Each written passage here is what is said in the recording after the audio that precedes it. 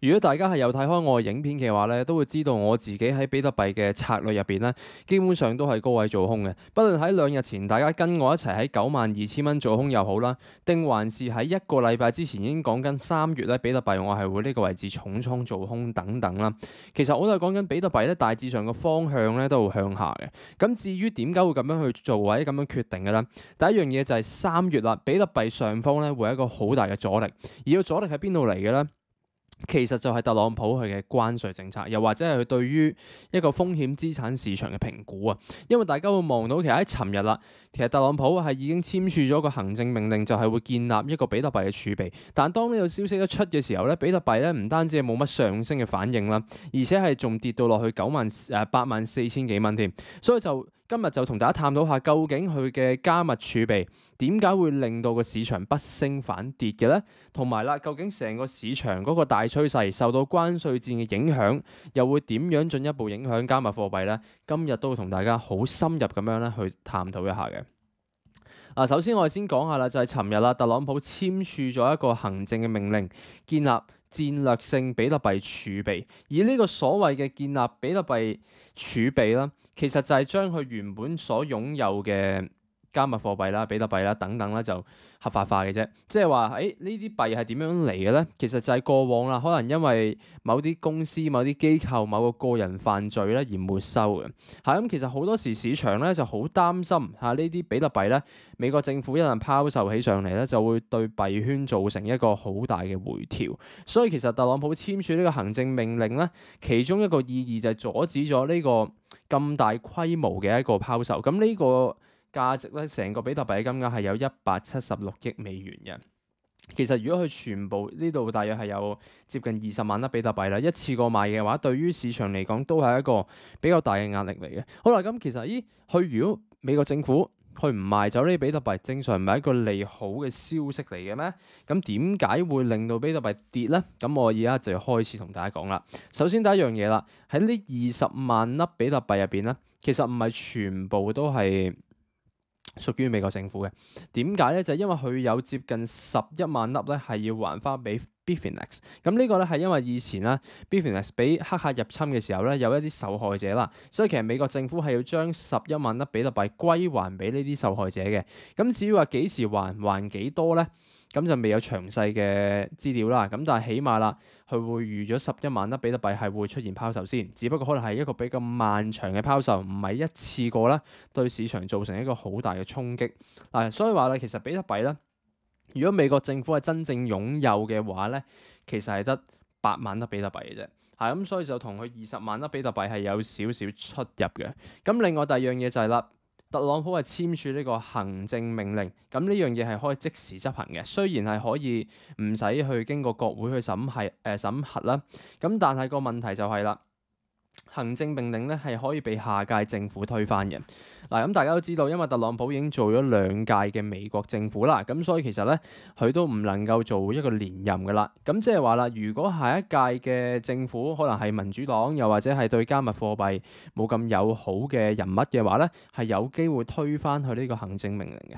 咁即係話其實呢個行政命令只係個效用得4年嘅啫。去到4年之後係點樣咧？係冇人會知道嘅。所以其實呢個都會增加咗啦市場嗰個不確定性嘅。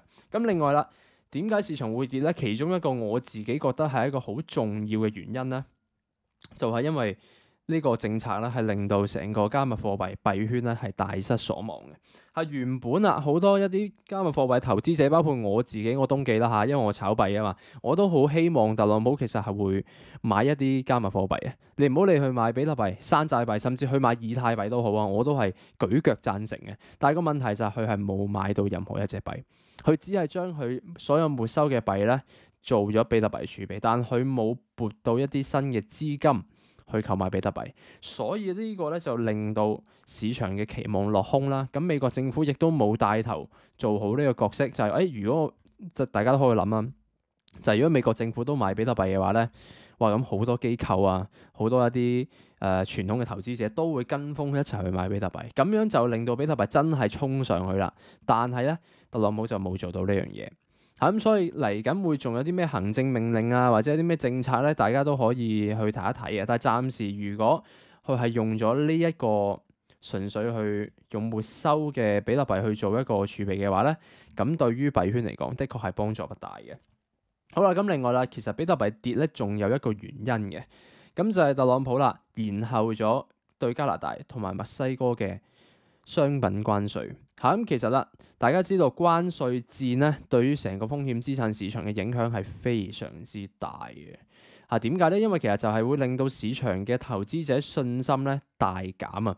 咩意思咧？喺本身咧，我將啲資金可能擺咗喺一啲美股市場，呢啲叫風險資產市場啦，諗住做一個投資嘅。但係哇，特朗普搞咁多政策出嚟，會令到市場出現好多唔同嘅不確定性啊！特朗普永遠都同不確定性呢四個字咧牽上一個掛鈎，因為冇人知道佢想點嘅。係嘛？推咗關稅出嚟，又延後，再延後，究竟去到幾時先執行咧？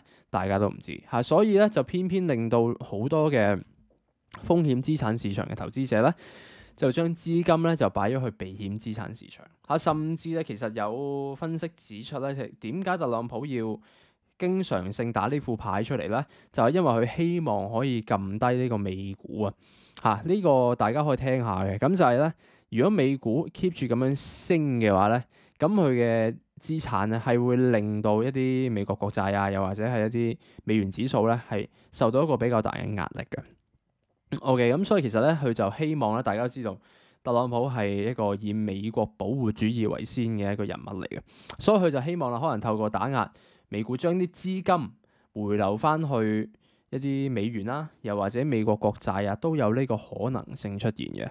所以就點解見到最近美股嘅表現可以差到咁樣嘅咧？就係因為受到關稅戰嘅影響，而其中呢個咁嘅分析因素咧，都係可以存在嘅。所以其實去到3月咧，比特幣嘅表現應該係比較一般啦。OK，咁基本上高位做空咧個問題就不大嘅。大家會望到92,000做空，完全係充滿信心去做，亦都係因為剛才對於美股、對於成個全球經濟嘅一個分析嚟嘅。咁我哋開始去睇一睇幣圈內部有啲咩可以睇啦。好啦，首先第一樣嘢啦，就係講緊 ETF 嘅資金喺今個禮拜啦。其實 ETF 嘅資金咧都係保持一個流出嘅狀態，所以亦都牽涉咗就係講緊點解美股跌咧 ，ETF 都會跌嘅。因為如果美股風險資產市場嘅資金一走咧，其實 ETF 嘅資金都係會走嘅，就令到比特幣根本就唔夠力量啦，衝上去一個更加高嘅位置，所以喺高位就好容易會遇到個阻力嘅。咁另外喺下方面咧，個支撐都會越嚟越弱。如果再有啲咩利空消息，好容易一棍咧就跌穿8萬蚊，然後就翻去71000蚊附近都唔出奇嘅。但係暫時就未有呢個可能性啦。咁特別就係我今日拍片咧，其實都係一個週末嘅形態。喺即係週末嘅形態入邊咧，我會講多少少短炒嘅。其實基本上我嘅影片都會講長遠趨勢同埋一啲短炒趨勢。長遠趨勢基本上向下，除非市場嘅不確定性係已經完結啦。好，咁我先講下現時市場嘅走勢先。由81,500蚊開始啦，市場建立咗一個上升趨勢線，代表市場原本係走緊一個好靚嘅上升趨勢，向上不斷進攻啦，係嘛？咁但係啦，美股一開始即刻跌翻落嚟。